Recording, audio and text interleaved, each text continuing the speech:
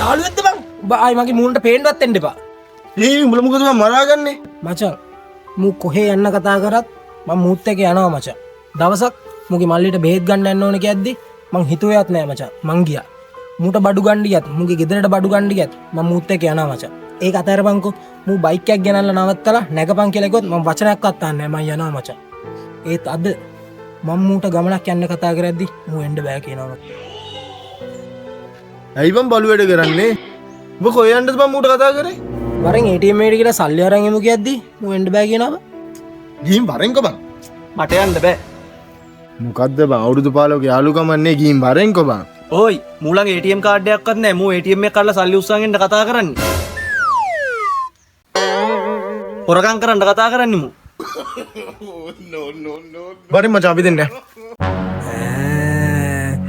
ඌ මට හොඳක් වෙන්න ඕනේ කියලා ඌ එන්න නැතු ඉන්නවා. බේක වැරදි කියලා දැන දැනත් වෙන්න හදනවානේ. අය මචං අපි යන්. දැනගෙනත් වෙනවානේ. ඒක යාළුකම්ද බං. ATM පැත්තට යන්න.